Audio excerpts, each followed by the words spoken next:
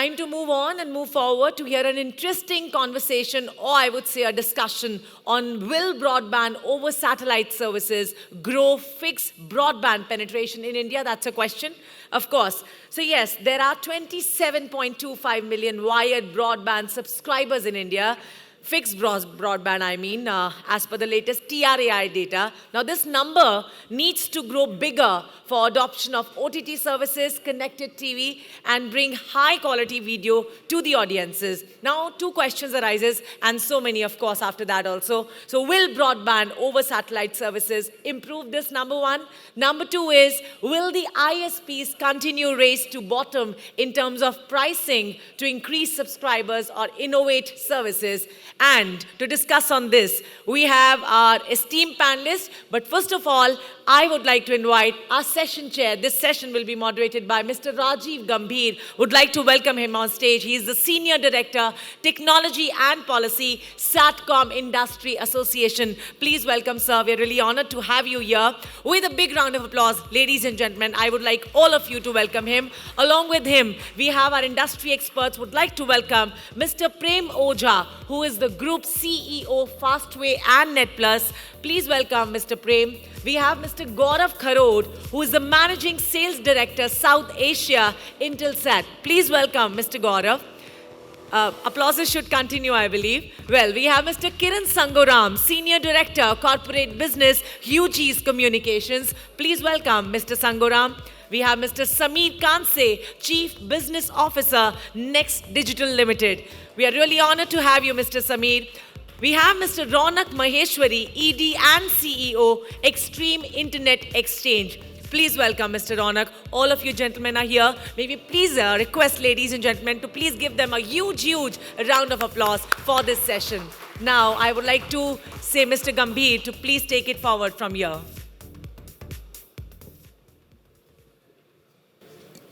Well, it needs a mic to be heard. Is it working? All right. Hello? Okay, so is it better now? Yes. All right, yeah. Glad to be here. Thank you so much for having us here. I suppose the boundaries between the video distribution networks and the broadband distribution networks have blurred so much with the applications moving from one part to another, the players moving from one part to another, and then a whole lot of technologies coming in which are enabling these changes. So I come from an association called Satcom Industry Association. We work across the space ecosystem, which includes the applications, downstreams. It includes the launch players, the payloads, the academia, the space law experts. The problem with working in such an ecosystem is that I get to hear views which are mostly from that perspective. The advantage of today's panel is that we have such a group of diverse and expert speakers. We have Raunak, who's from an internet exchange, Kiran, who's a satellite service provider, Mr. Prem Ojha from Fastway, Sameer handling the broadband distribution further, which can be from satellite as well. And then we have Gaurav from Intelsat. I'm so glad to have all of you here, and I would try to pick your minds for my benefit and for the benefit of the audience. So, Raunak, is it okay if I start with you? You handle one of the internet exchanges and a leading internet exchange of the country. So, just to lay the groundwork, I would like to understand, why is broadband penetration important for India or for any country for that matter? Why? What brings us there? So, this is the World Bank that says this thing, not me. Every 10% fixed broadband, wireline broadband penetration in India increases your GDP by 1%. So there's business that happens because of wireline broadband. There's productivity that increases because of wireline broadband. So that is the reason, you see the largest, the best economies in the world with the most purchase power parities also have the best wireline broadband penetration in the world too. I mean, you can look at Western Europe, Eastern Europe, North America, Japan, South Korea. So all these countries have amazing wireline broadband penetration, and at the same time, they have amazing purchase power parity. So this is why wireline broadband penetration is very important. You talked about purchase parity. Where are you getting ahead on that? How do you connect that to the nation? Are you saying that because of a lower purchase parity, we have that may not be the case, similar case for us in India? No, what I mean to say is wireline broadband is an enabler for economy. It increases the amount of money that a person can earn. It enables businesses. It enables productivity. So this is what I'm coming at. If you look at the graph of growth of wireline broadband with the growth of GDP and growth of purchase power parity, all three are the same, grow the same at the same rate. If you look at the economies, the best economies of the world, this is what has happened there. Okay, so probably I misunderstood you. What you were saying is that broadband is the cause and the effect is a higher purchasing parity and higher GDP. Is my understanding correct? All right, thank you so much. So, Prem, since you have worked on different segments of in your past career as well as in your current innings, so how do you see the fixed, mobile, and satellite broadband complement each other? Well, I think we as a nation are, at the very, nascent stage as far as broadband penetration goes, and there is a hell lot to be achieved. So, for just adding a couple of points to what, Raunak was referring to, one is, of course, national growth in terms of GDP and all. But I think, if we talk of inclusive growth, I think broadband has the firepower to bring in that. Today, information is, knowledge, and knowledge is translating into wealth generation for everyone. So this has a real cascading effect on the progress of the country in a very wholesome manner. Now, talking about your question about how these three technologies are complementing each other. So I think they're all looking at achieving the same objective in their own way. They have different technologies, they have different methodology to follow, but then ultimate objective is to empower everyone, connect everyone, anywhere, anytime. Sort of connectivity is provided by the mobility piece of it. If we look at the fixed line home connectivity, it has its own unique flavors. We all have multiple watches. So I think this is a very simple example to understand it. Yet we have a wall clock in our house. So, so sometimes despite all the kind of 5Gs and all the kind of mobile connectivity that we may have, and of course we've just begun as a country on 5G, we will continue to have place for a home broadband, high-speed home broadband, which will cater to our home connectivity. It will make our home a Wi-Fi zone, and thereof, connect all our devices, and all the IoT and other applications are around the corner. So we will have more and more IoT penetration, and of course, those applications will ride on the home broadband. Now, if we look at the third piece, which is our satellite broadband, I think despite having covered reasonable amount of footprint, country's footprint, there are still a lot of areas, a lot of unaccessible areas where it doesn't make sense to either reach out through fiber. I'm talking about economic sense. Otherwise, there is a lot of sense to connect those people as well. And also, the fixed line broadband, though is expanding rapidly, but it is still far, far away from reaching out to every home in every nook and corner of the country. So I think satellite broadband is bound to complement the effort of mobility as well as the fixed line broadband and give connectivity to everyone. Like I said, this wholesome growth and connecting everyone is priceless. So all the three will have to strive big time, and I think a lot of effort is already on. And we've just heard so many good things about satellite broadband, and a lot of very heartwarming that where in very small villages or remote locations in either Arunachal Pradesh or in J&K are getting connected. I'm sure we are there for good times, and all these complementing efforts will really pay. So that brings me to Samir, because when I was talking to you, I understood that you guys are taking the broadband connectivity, the fixed broadband connectivity, to some of the very far off, I would say, towns and cities in the country. You mentioned Pulwama for that matter. So is broadband relevant for penetration, given that, as we heard in the earlier session, that 4G has such a huge penetration and 5G is on its way? So do you really see a scope for that? So when people keep saying 4G has great penetration, I would request all audience to right now take out their phone and jump onto YouTube and see the amount of time it takes for everyone to jump onto YouTube when you're sitting in this conference room. We have great 4G penetration over here, right? It will take a lot of latency and you will realize what latency means.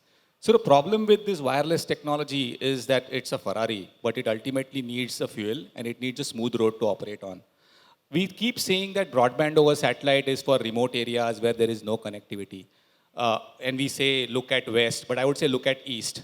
Look at Japan, look at Korea, where broadband over satellite is used as a backhaul for 4G and 5G connections. Why? They can fiber it up, right? But they still use satellite, high throughput satellites as backhaul. We keep saying latency. Now, as I said, in Pulwama or in Tawang, we are doing two-way interactive education. Works perfectly fine on broadband over satellites. My friend from Hughes over here, they have been for years transferring movies, on broadband over satellite. So it works perfectly. The only place where perhaps broadband over satellite today, and I repeat today because we are on Geo, does not work well is for high-speed interactive gaming. But apart from that, for any use case, the retail user does not really care whether it's broadband over satellite or not, right? So coming back to your question, 4G, 5G, yes, 5G will penetrate. There are some products which are, everything for someone, and there are some products which are something for everyone. I think broadband over satellite falls in something for everyone. It makes sense in rural areas which are not connected. It makes sense as a backhaul for 4G and 5G. It is going to make sense for enterprises, right? Today, despite fiber connectivity, if you want 99.9% uptime, you need a backup. Should that backup be yet another fiber, which will then also be susceptible to a cut, and which is where a satellite makes sense.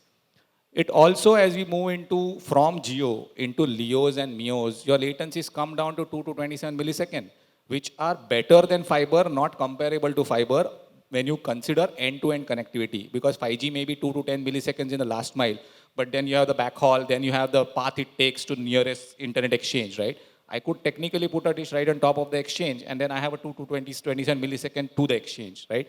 So I think broadband over satellite, despite 4G or 5G, as I said, is a product for something for everyone, while 5G still, for the foreseeable future, remains to be everything for someone, and that someone being urban connected areas. Thank you, Samir. Taking the topic of this session into mind, I want to go to Kiran and Gaurav, both of you. But I'm tempted to ask a question to Raunak first, if you may. Right? Raunak, you have an internet exchange, and a lot of what happens on the internet is possibly visible to you, right? Across different geographies, different ISPs. So how do you see this traffic working? How do you see the broadband trends of consumption when it comes to metros or towns or villages? What's your sense there? Rajeev, this will take about 2-3 minutes for me to answer, because let's give the background of the entire broadband. I'll hold you to your 3 minutes thing. Yeah, how it happened. So so we started internet in India in 1997, right? Back then we were using modems to connect to VSNL, having 14.4 kbps and 28.8 kbps modems, and slowly and surely we progressed to about 2013-14, where there was DSL and there was cable over Ethernet. Ethernet over cable. We were having broadband speeds which said like 5 and 2 kbps, 10 GB max data, or maybe 1 Mbps or 2 Mbps kind of speeds till 2014. In 2016, we saw emergence of high-speed broadband in India. In the metro towns, you could see 50 Mbps ISPs providing, the local ISPs, the cable wallas, they were able to provide 50 Mbps unlimited broadband packages. And then 2017 onwards, you see all metros, metro towns, the state capitals, tier 2, tier 3 towns having ISPs and broadband providers who are able to provide 100 Mbps on an average speed. So this has been the revolutionary change from 2014 onwards to 2017.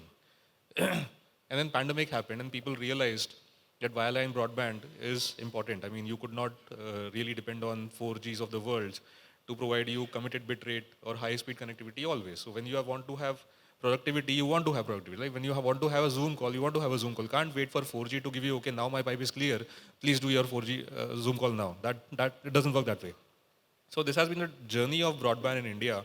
Pandemic actually made people realize, okay, wireline broadband is now required, is a necessity. So what now? I come to the point of 2014 to 2016. What changed in India? That broadband speeds from 512 kbps increased by 200 times to 100 Mbps. Internet exchanges and peering got enabled. I mean, this is what internet exchange and peerings have enabled this country for. But now what remains to be seen is how do we go ahead with respect to more penetration of fixed broadband. Now, whatever sort of fixed broadband that can be, it can be... I'm sorry to interrupt, Raunak. My question was more related towards GB consumption than on the speed side. Okay, so GB consumptions, as back in 2014, it was about say 5, 6 GB, 10 GB. People used to actually measure on their portals कि कितना GB मैंने use कर लिया है, and how much is left. Do I need to purchase more GBs, etc., etc. 2016 onwards, nobody's bothered about that, right? But yeah, GB consumption. If you are at metro cities, so I am connected. Extreme is having a customer base of 600 ISPs across the country. Most of them are in metro towns and some of them are in state capitals and tier 2 and tier 3 towns also. So I have a visibility of all the trends of GB consumptions. In average metro city user on a daily basis on a high-speed wireline broadband consumes about 50 GB of data at one home. When you go to say tier 2 town state capital, this comes out to about 15 to 20 GB of data. When you go to a tier 2, tier 3 town, the range is quite different because you have offices also in their homes. So while they are working, they are using broadband. So the peak in tier 2, tier 3 towns of broadband usage is during the afternoon. While if you look at the peak usage in metro towns, it is towards the later evening. All right. Okay. So why is this the trend? Why? Because offices are also in homes in tier 2 and tier 3 towns. They need broadband for productivity. So there, you don't have a lot of data exchange, but it is about, say, 15 to 20 GB in tier 2, tier 3 towns per consumer. Okay. So Raunak, I understand your sense that the data consumption is lower as we move away from the metros and centers. So while one could say that people don't wear shoes, one could also say there is a huge market opportunity there because that's an area which needs to be served now for more consumption. So I'll come to you, Kiran. I would like to know what role can Satcom play to meet the growing demand? Thanks, Rajeev. So first of all, not many people know about Satcom broadband much to start with because maybe it's the least glamorous. The telcos have glamorized 4G and 5G like never before. There's hardly any 5G, but there's so much print space given. But there's very less done in Satcom. So that's our fault. But first thing I would say that's the reason. I'll just give you 2 or 3 examples of what all is being done. Today there are 2 million satellite broadband terminals operating in the US, which is the world's largest economy, most wired economy. It has the best and latest technologies, and it still has 2 million Satcom broadband terminals at home, getting an average speed of anything between 10 to 25 Mbps, and people ready to pay anything between $70 to $100 a month. So that's just to give you a snapshot of a statistic. In India, we do hundreds of movie delivery on satellite broadband to theaters, which are DCI, which means they are 250 GB in size. I mean, what's a Netflix movie, which is probably 2 GB? I'm just telling you what's being done already.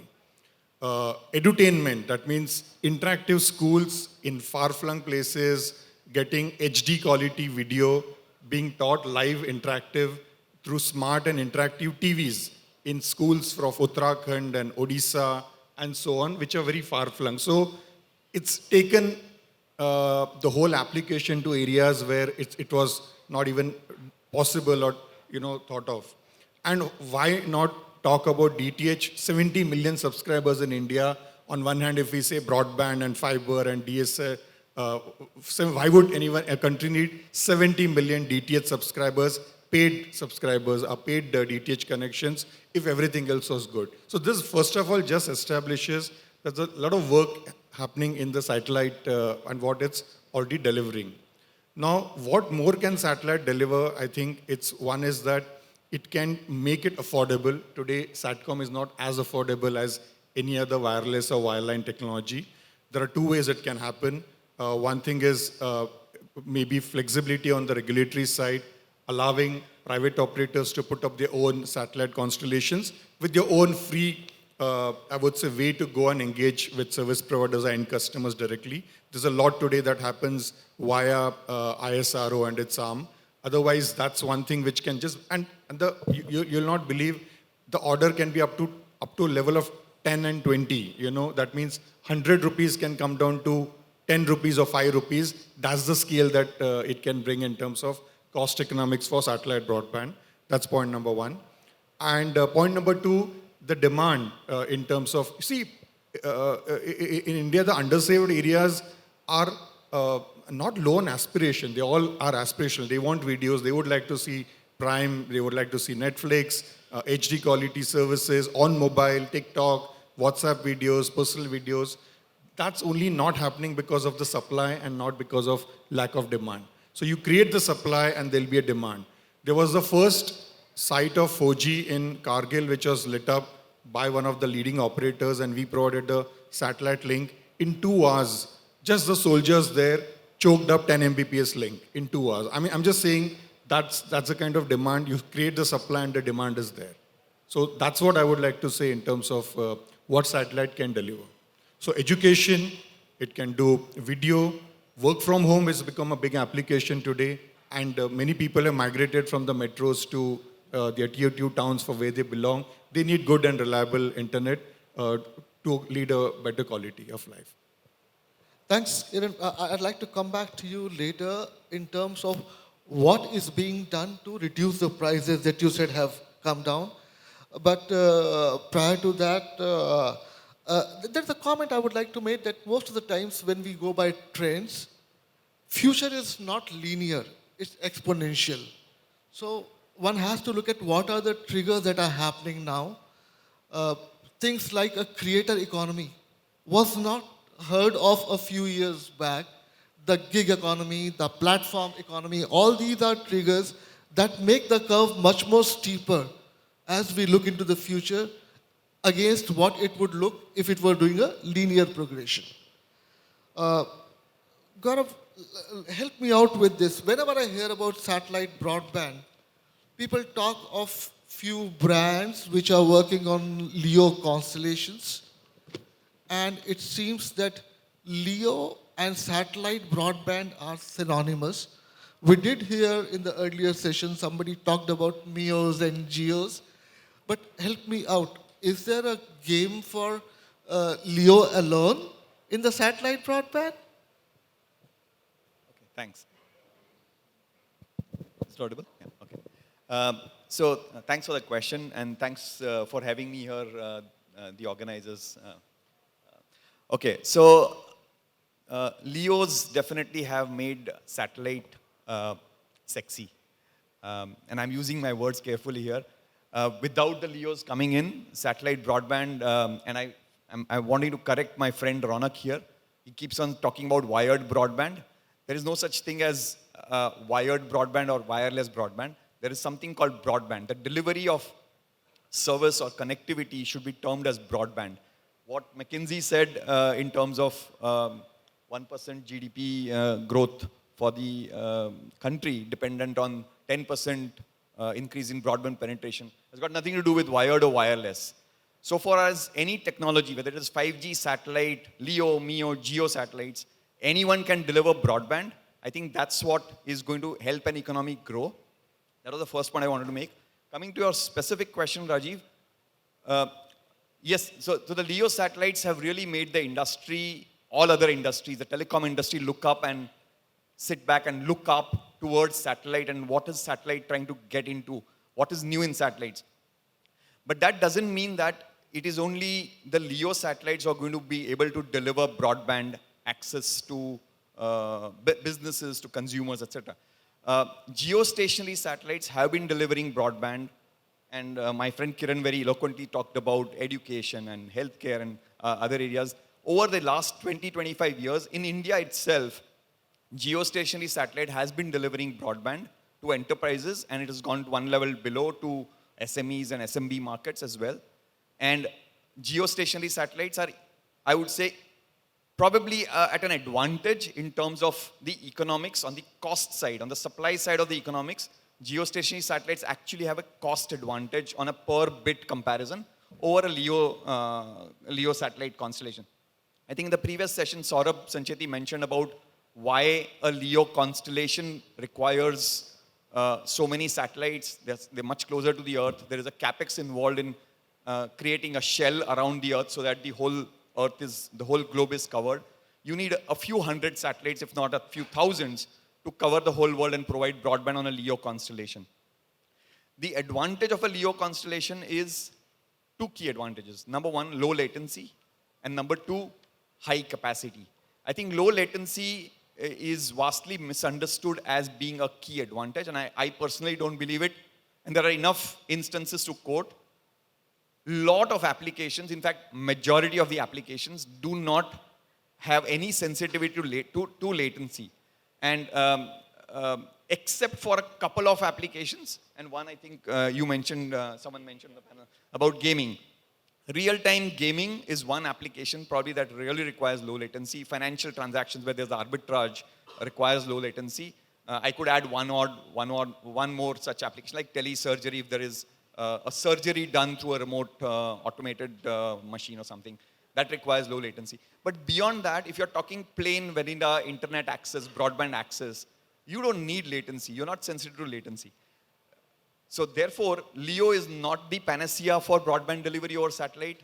The geostationary satellites would actually be able to do it, and they might be able to actually do it more economically. And I'll just give you a couple of reasons why I say this. A LEO constellation, because it covers the whole globe, it tends to cover areas which are not requiring any service. There is no customer. That's 70% of the world, which is water. So LEO constellations, by design, by the nature of how the technology is, cover 70% of area of the Earth where there is no demand. Even if you take out IFC and in-flight connectivity and maritime, maybe 60% of the world is covered where there is no connectivity required. Therefore, the cost per bit on a LEO satellite, LEO constellation versus a geostationary satellite is not comparable. The other advantage of geostationary satellites is on the technology per se, which is advancing rapidly in the last several years in satellite. More and more satellites are now being deployed with software technologies built into the payload, which allows configuration of spot beams, reconfiguration of beams, following an aircraft as it passes over from, let's say, the Middle East to India to Singapore. You can have capacity which can be ported. Today we are servicing some customers in Leh, Ladakh, in Pulwama, for example. Tomorrow, fiber reach is there, and you need the same capacity to move over to Lakshadweep or Andaman Nicobar. Those kind of technologies are now more and more available on satellites, which are software defined. And I think that makes geostationary satellite and satellite overall as a more efficient means of making broadband more and more affordable. So I have high hopes on wireless satellite broadband, Raunak. Thank you, Gaurav. Thanks so much for that thoughts. We have seen the numbers. We have seen that in terms of broadband penetration, as Gaurav said, there is no such thing as wired or wireless, and yet the government has a project running BBNL, which is trying to connect all the villages. There is, however, when I look at the TRAI numbers, the latest one which came out for the August, the wired part was something like 5 to 6%, I suppose. Yeah, it was 30 million against 760 million or something. So now, And when I look at overall, the rate of growth has kind of slowed down. So what are the challenges to the broadband growth in India? Prem, I'd like you to address that. See, while a lot of progress has happened over last 3 years in particular, and COVID, of all the negatives that it had, this was one silver lining, that on the broadband penetration side there was a clear flip. Now, it's a big country, and we all understand that taking fiber to every home is looking at huge capex. At the same time, there are issues related to ROW and so many other complications when any service provider set offs to build a service network. But a lot of serious operators have been operating, and including us, I think most of them have been growing at almost 35-40% CAGR last 3-4 years, which is a very, very good growth in any industry at any point in time. But the objective is very large. And we have 6.5 lakh villages in the country. Reaching out to each village would be huge. We know almost 70% of India resides there. So naturally, I mean, from today around 8.5, 7.5, 8%, going up to 50%, there is so much of headroom for all of us. And that is the positive part of it. But then people are busy doing it. Everyone wants to reach out, take the advantage of being the first mover, reach out to that geography. And we've seen huge dividends if you reach out to a geography first. We have, of course, BBNL as a vehicle was set up by the government of India, and they had a reasonably good amount of funds, courtesy the telcos and service providers. So that USO fund was earmarked, to reach out to villages as per the vision of our Prime Minister. And but of the 6.5 lakh villages, only 2.5 lakh villages were taken up in the first phase, of which around 1.5 lakh only have the fiber reaching to them. And of that, only 85,000 villages have fiber working there. Now, I'm giving you some statistics because we are working very closely with BBNL. We have a revenue share agreement. We know that despite whatever effort we make to reach out to all these villages, we would need support from somebody who's already done it, so that we don't have to build the bridge all over again. And we start delivering services, and then at the same time we try to move on to our own fiber connectivities. So there is a lot to be done in terms of taking the backhaul, deeper to villages and to smaller towns and all. But I think the progress is there. Everyone is understanding. Government is sensitive towards it. All these initiatives only indicate at one thing, that there is a clear intent right from the top. And, we are collectively trying to find solutions. And the progress is there. And I think that is why I said all the three modes of reaching out and giving broadband is so very important for the country. And they have their own role to play. I hope that answers. Thanks, Prem. Yeah. You did answer, and you also raised more questions. So let me frame my questions. I heard BBNL, I heard backhaul. So when I hear backhaul, I not only think of the 5G networks or the 4G networks, I also think of the PM WANI project, right? Which has not achieved the numbers. And in most of the cases, that's because the backhaul is not available. In terms of the 5G networks, with the new millimeter wave spectrums, the number of towers going up, and even in the existing network, the number of fiberized towers is so minimal. It's probably around 30% or less than that. Yeah. So having a higher air interface with 5G, without having a capacity on the backhaul, would not deliver the experience. And that can be done by satellite. So if we are talking of an 18-month time frame for rolling out a 5G network, I don't see how fiber can reach all those towers, which it has not in the last so many years, right? So I see a lot of role for satellite as an enabler, even for those terrestrial wireless networks. Yeah? In terms of BBNL, the project started maybe around 2011. So we are 11 months down the line. A generation has passed in a way. Yeah? We have achieved nearly 1/3 of those, because now the target is 6.5, right? So around 1/3 of that target. And of course, that would be the low-hanging fruits, right? So now achieving the targets ahead would be even more difficult. And I have hope that with the new model where companies like Fastway, partner and deliver, I hope that this can be done faster. Yes, I think this initiative is, including all the operators, though, a lot of synergy that is government of their own cannot, build networks and serve customers. So they are giving this fiber, providing this fiber. Private operators, service providers like us are, busy, utilizing this reach and, building our own networks, last mile networks, and then delivering services. So I think a lot is happening. And at the same time, whenever a new initiative happens, it also opens doors for a lot of new things to do. So I'll give you our own example.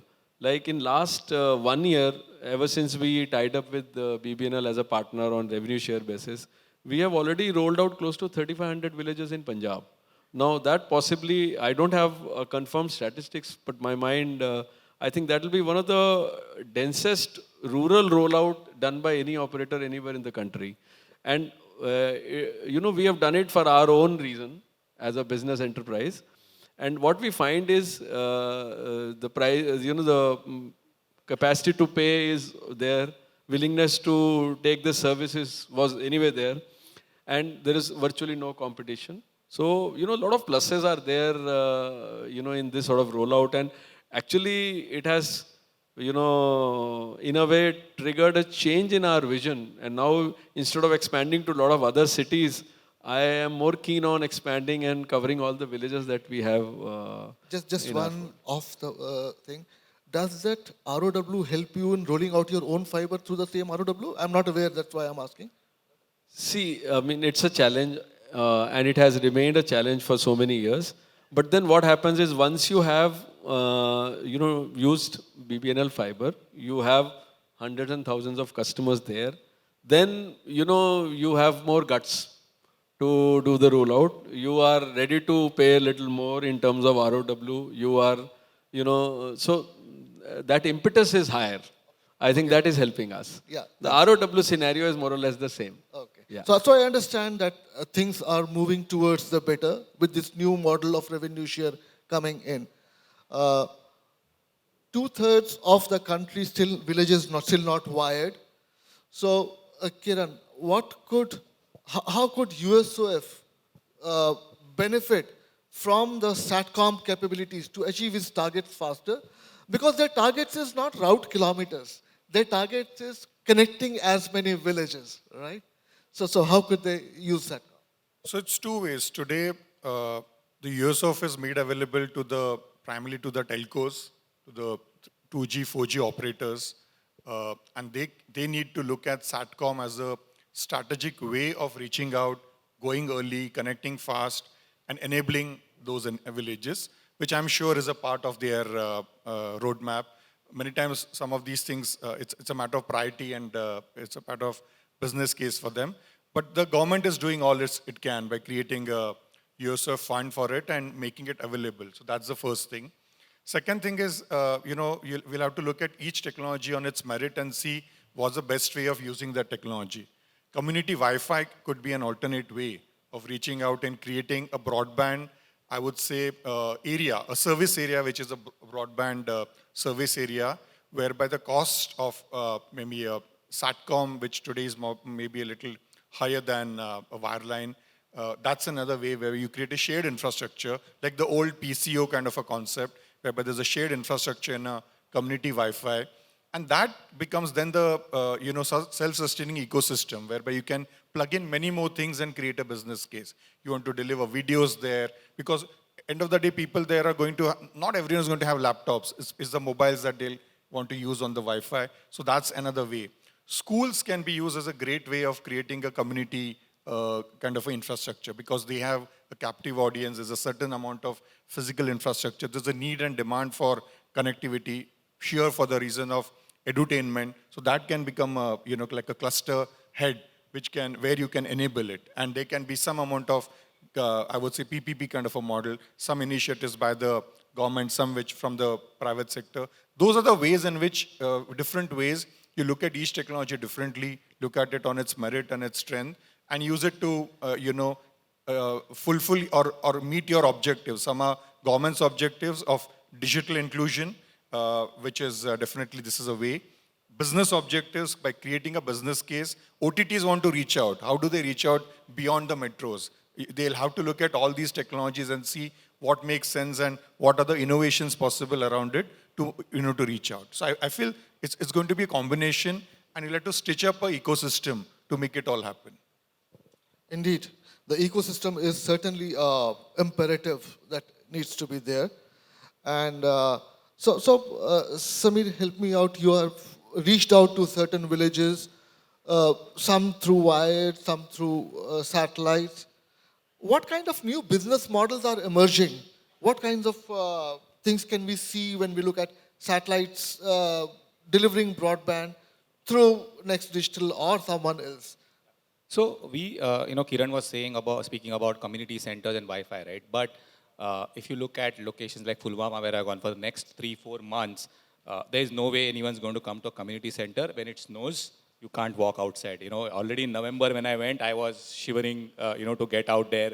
As a Mumbaiker who has never seen less than 15, 18 degrees, it was a daunting experience. But what if you will today look at the TV penetration, right? The cable operator penetration is 4x of broadband, right? So he has a wire reaching to the consumer home already for TV distribution. And he already has a dish through which he downloads the TV channels, right? Through our hits platform. Now with broadband over satellite, for him it is just another dish and the same wire or the pulling a wire through that to reach the home. So it need not be community, right? With the whole LCO network and the DSP network where we have, it is very easy for us to reach those homes and increase penetration by using broadband over satellite at home, not in a community center model. So that's one, right? So second is when you're looking at innovative models, we today are enabling both education and in future healthcare is something which is an extremely interesting and important aspect for the development of the region. This can be done in both ways, at home for the affording customer, because as we said earlier, the one-on-one is expensive, right? And building economics of saying if you can't afford that one-on-one, then do a community center approach where it becomes cheaper. And as Vince was saying in the previous presentation, in Pulwama we had an excellent response of students coming in, of experiencing the Tata Study live interactive education. They haven't ever seen a video interactive learning, right? Somewhere where they can ask a two-way question, right? They have often seen one-way video YouTube consumption, but not a two-way truly interactive experience where they are able to ask question to a teacher sitting in Mumbai or Delhi, right? So that education is one model. Second is, healthcare.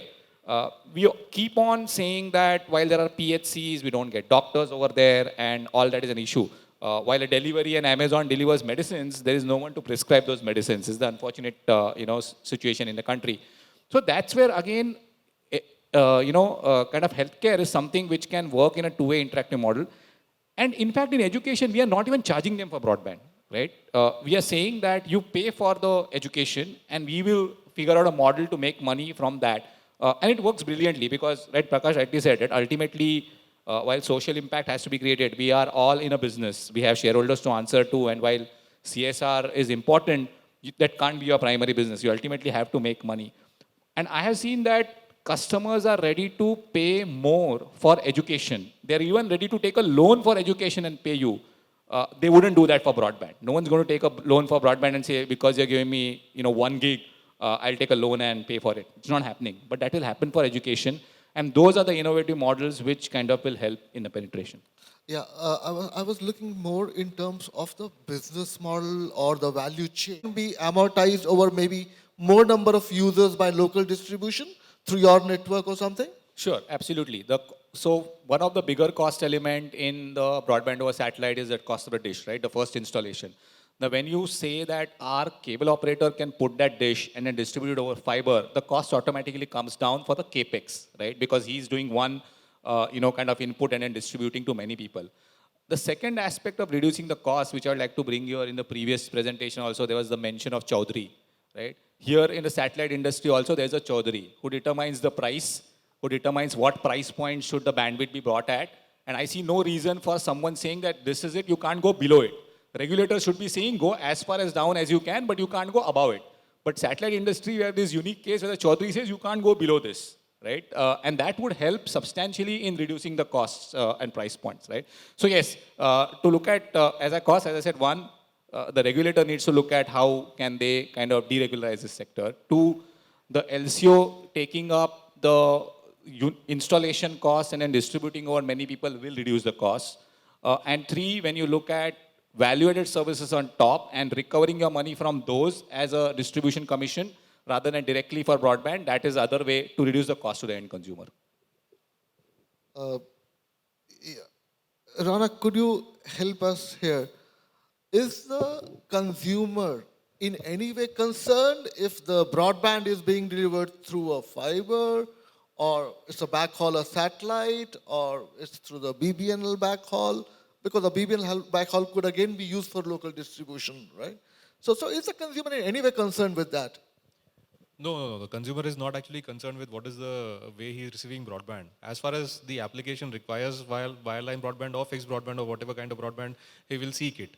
The point that I'm trying to make here is that, see, I mean, one of the panel members here mentioned that, cable operators are having wire to almost about 50% of the country, right?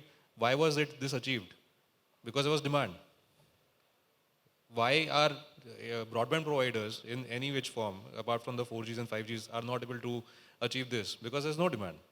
Yeah, there would have been demand if the 4G disruption, the way it happened in India, would not have happened. I mean, now if you look at an average household, they have about 3-4 mobile phones. Everybody has about 10 GB of data every day available at their disposal, which they use for their YouTube, Facebook, WhatsApp, Gmail, etc., etc. But what is the application that is actually requiring broadband? What's the demand for it? Entertainment, yes, but now entertainment is being served. I mean, you have Facebook and YouTube, etc., right in front of your device. You have 10 GB of data, and that is enough for the day. So where is the demand for wireline broadband? How do the industry, wireline broadband, sorry to say wireline broadband, I keep coming back to that. We will have a different conversation why I believe in it.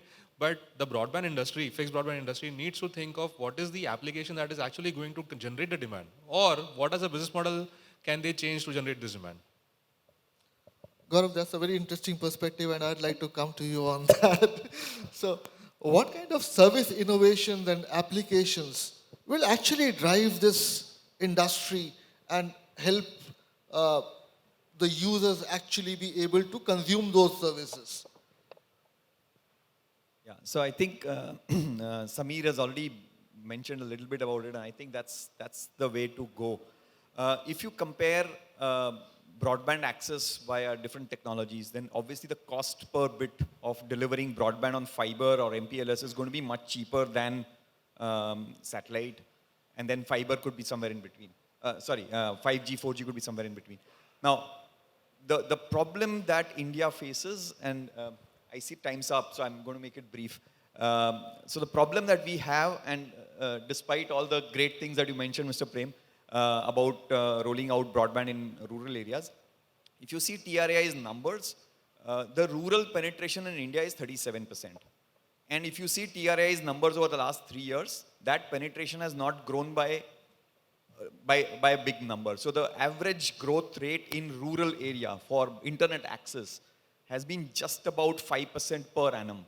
And if you continue to have that growth rate of penetration of broadband in rural India, then we will take 25 years to reach 75% penetration in the rural segment. 900 million or 800, Anuj in the first session talked about what is 65% of Indians are in the rural areas. That's 900 million of our population.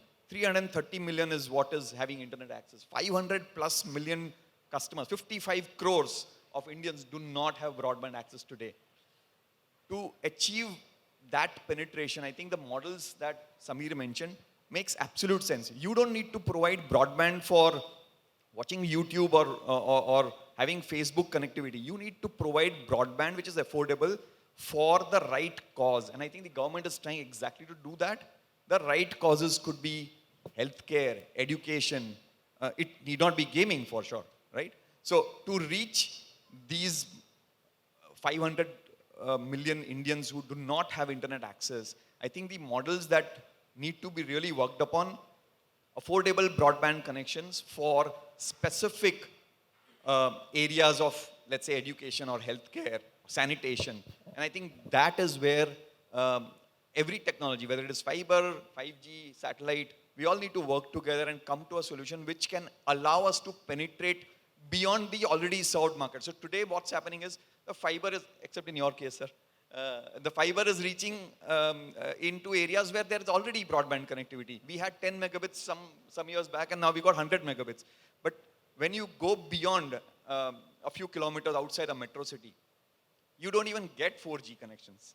Okay? So I think that's the problem that we all need to address together, and we should make broadband affordable for the unconnected people and for the right cause, for the right application. Thank you so much, Gaurav. I see that there is a screen which is red in color. It says time's up. But can I ignore it for 2 minutes and ask the public audience if they have any questions? Thank you so much. And then after that, offline. Yeah, We we'll can just take two more questions. Yeah, Two no questions problem. in case there are any.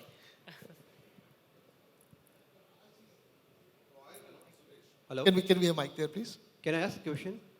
Yeah. My name is Vishal. We are the Innovation Business Accelerator. I want to know the potential about the surveillance application for the broadband and satellite. Example, one of the products we are launching innovation where low energy consumption wireless camera for this application for the defense area where it can work 15 days without power actually. And we have created mesh technology, so if there is a one broadband or satellite connection, so it's 1 kilometer radius, all the camera connected. So I want to know the potential of the surveillance application to use different defense industry on some untouched area from the speaker's point of view. So surely that's one of the key applications, right? So as a part of the Hinduja group, we have Ashok Leyland, which serves a lot of trucks and a lot of infrastructure to the army. And that's where these kind of mesh networks and connectivity to these trucks is important, because you are definitely going in an area where you might get 4G and 5G from our neighboring countries, but not from our country, right? So that's where I think broadband over satellite and these meshes will definitely play a role. May I make an observation, Rajeev? Vinslayer, hi. Please, So yes. this is to Raunak. There's a very inaccurate statement that cable has connected all of 50% of India, and if there was broadband demand, it should have been done by now. No, it couldn't be done. And there was a reason, which is a regulation. There was a thing called the AGR, Adjusted Gross Revenue, that was levied on the business. So if you were an operator, a cable operator, and you had a business of 80% from video, aka cable, and 20% from broadband, you had to pay AGR on the entire revenue. Hence, the entire MSO industry refrained from penetrating wireline broadband, and I use the term wireline carefully because that's their network, for several years.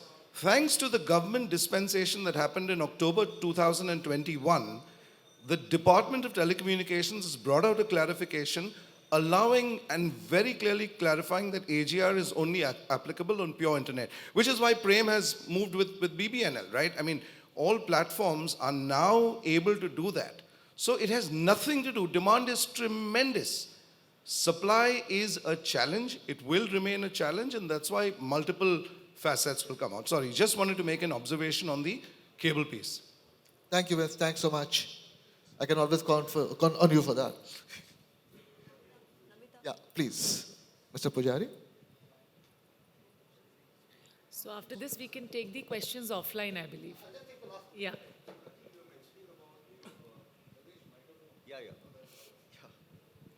So, Rajeev, when you are discussing about challenges, what are the challenges to broadband? So, what is actually coming out is, we always say that satellite is ubiquitous, but what has actually come out very clearly, even Vince also mentioned that point, is that requirements have become ubiquitous. So That's a is very the key interesting thing, observation, Key thing, yeah. that's why we need connectivity everywhere. Thank you Digital so much. money, education, healthcare. Thank you so much. We are actually out of time, and if there are any more questions, I would love those to come to her and they can be sent to the right speaker. Thanks. Thank you, gentlemen. Thank you for the interesting conversation.